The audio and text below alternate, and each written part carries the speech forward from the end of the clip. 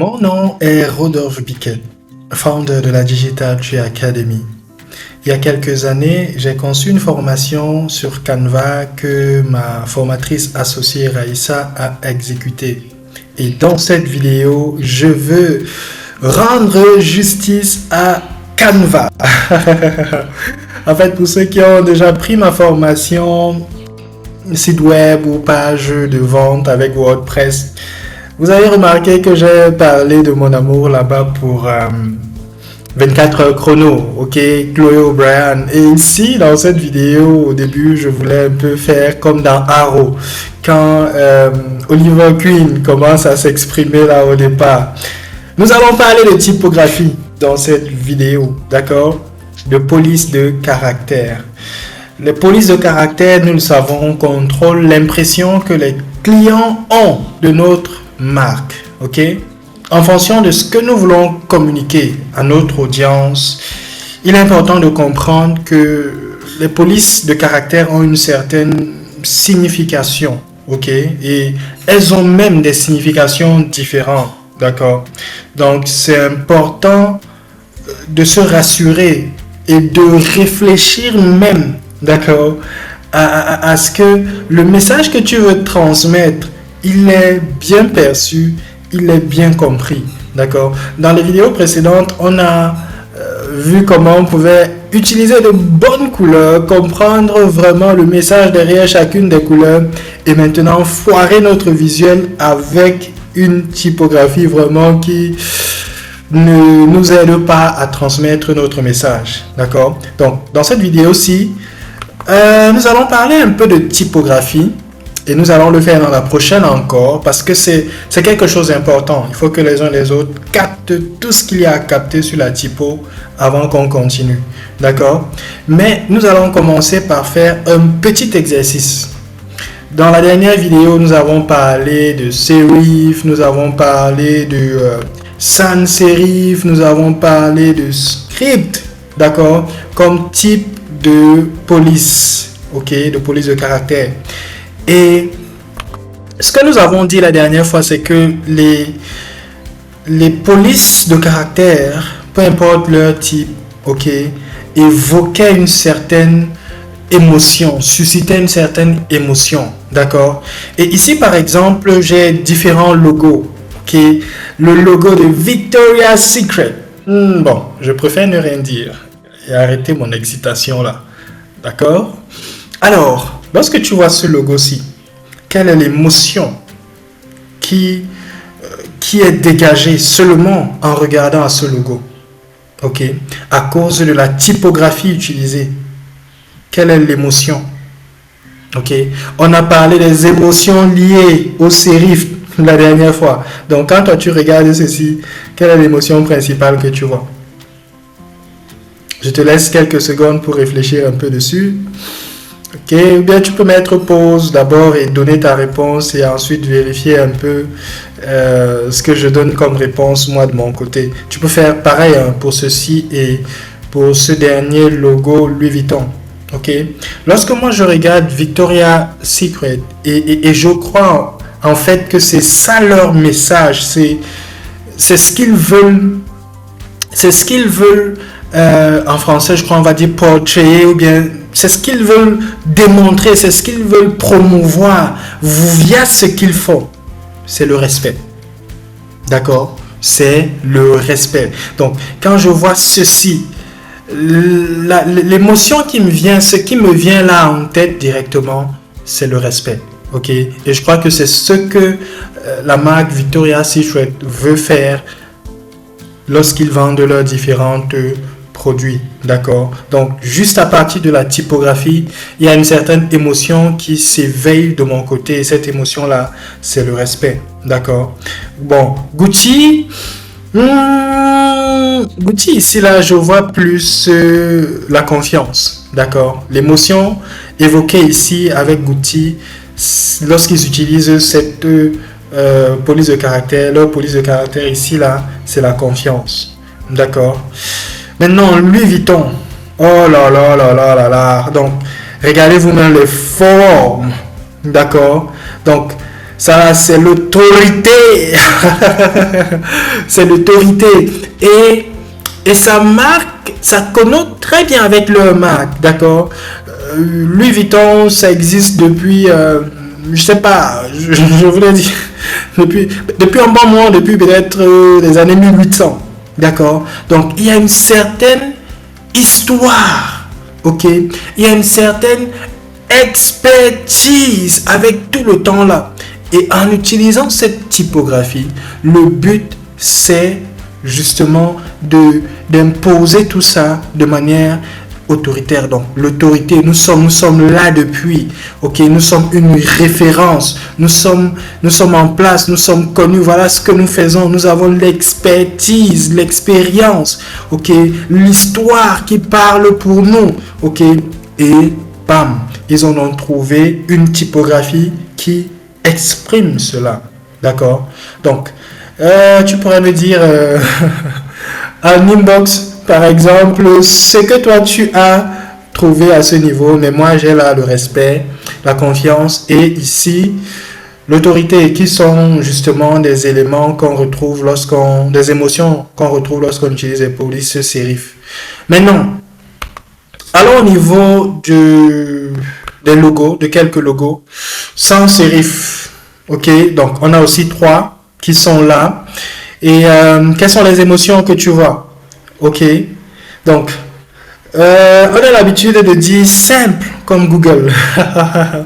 Donc je pourrais dire ici la simplicité. Mais d'une certaine manière, je vois aussi l'honnêteté, d'accord? Je vois aussi l'honnêteté dans cette simplicité-là. Donc, je peux mettre là l'émotion que Google veut transmettre, c'est genre, ok, simple comme Google, d'accord?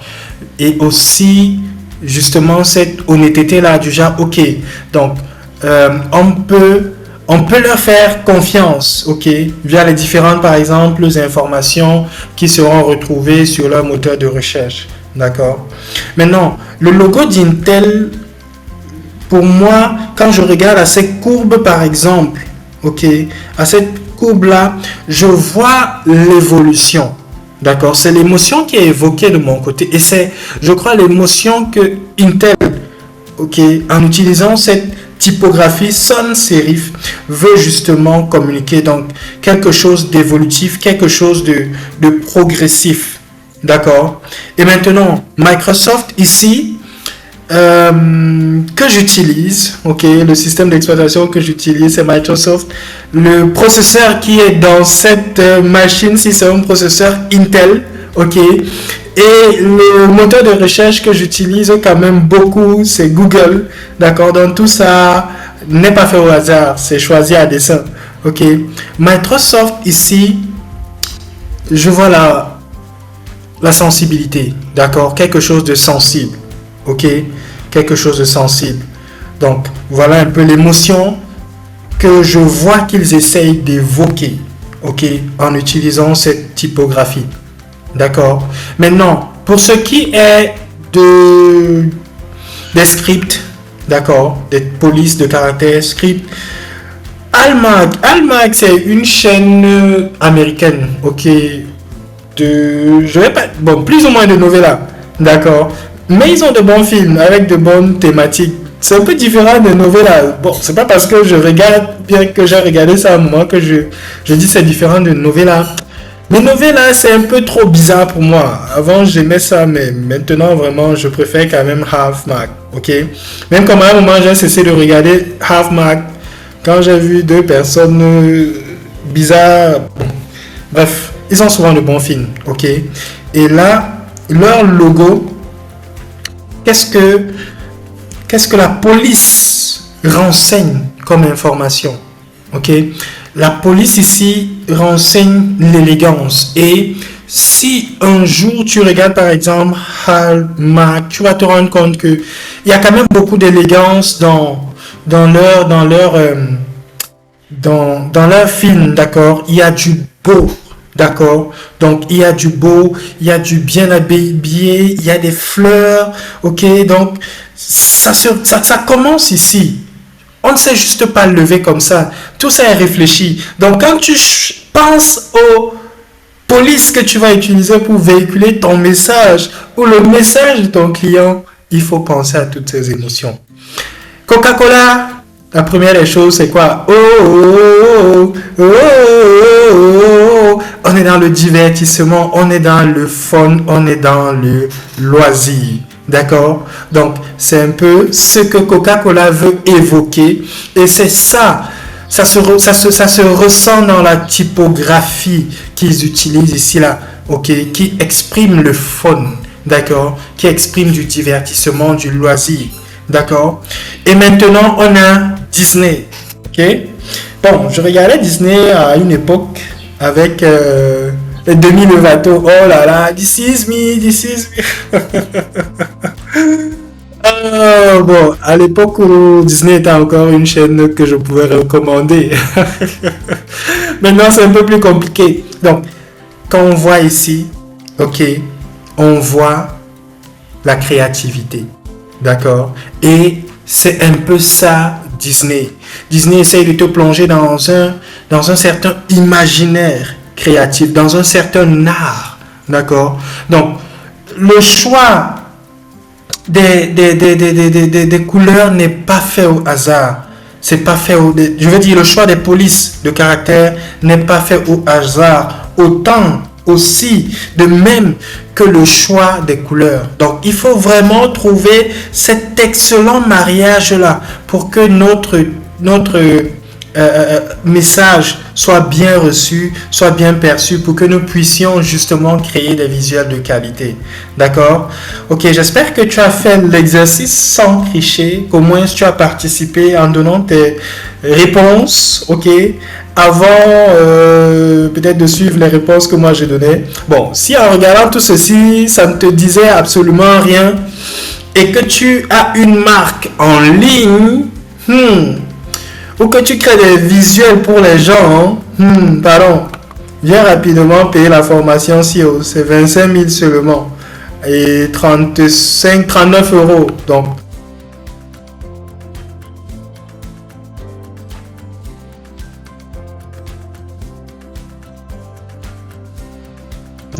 qu'on note dans cette vidéo, c'est un peu comme un récap. Ok, dans la vidéo précédente, on a parlé de serif, on a parlé de script, on a parlé de sans serif, ok, et on a parlé du fait que les polices, la psychologie derrière, par exemple les polices de caractère serif, c'est qu'elles indiquaient une certaine confiance, un certain respect. On a vu Louis Vuitton tout à l'heure avec l'autorité, d'accord, la grandeur, la stabilité. Donc, quand je veux utiliser une police serif, il faudrait que le message, le problème que je suis en train de vouloir solutionner en créant un visuel, il faudrait que vraiment je pense à ceci. Est-ce que je suis en train de me retrouver ici? Ok. Maintenant, au niveau, je peux cliquer là pour que vous voyez un peu la police même que j'ai utilisée ici. D'accord. Ok. Pareil ici. Ok. Maintenant, au niveau de script, le script représente généralement l'élégance. On a vu ça avec Hallmark tout à l'heure, le divertissement, on a vu ça avec Coca-Cola, la créativité, la fantaisie, ok, et la tradition. D'accord? Donc, sans serif, comme on a vu avec Google, on a vu quelque chose de simple, d'accord? Donc, le minimalisme, ok? On a vu l'honnêteté, donc le progressisme aussi, la sensibilité, l'ouverture. Et on a maintenant ici 3 nouveaux types de police que nous n'avons pas vus. Ok, ici là je vais corriger parce que là c'est les polices décoratives. Ok, c'est les polices décoratives. D'accord. Donc on a donc slab, serif. Ok, les polices slab, serif, ce sont les polices serif. Ok, on a parlé de l'empattement au niveau des polices serif la dernière fois, le fait qu'elles tiraient ici là au bout, et c'est ça qui les différenciait par exemple des sans serif. Maintenant, les slab serif, l'empattement est un peu plus, est parfois un peu rectangulaire ou parfois vraiment circulaire. D'accord.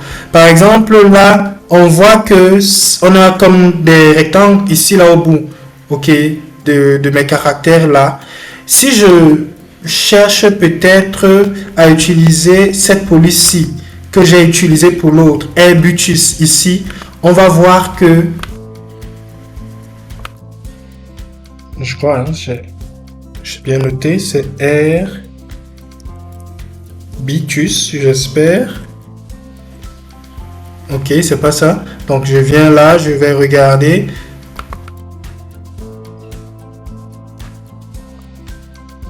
C'est Arbutus, d'accord, pas R. Moi j'étais déjà loin. Ok.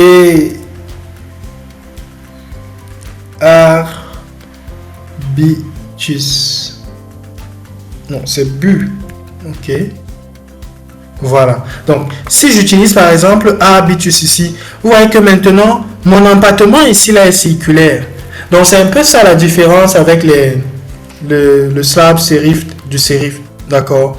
L'empattement est souvent un peu, soit rectangulaire, là, un peu trop, je vais pas dire gros, ok.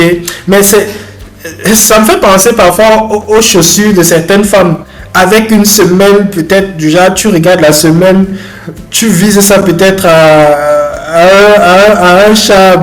Bon, on va parler du chat au passé. Ok, donc, slab serif, il y a la solidité.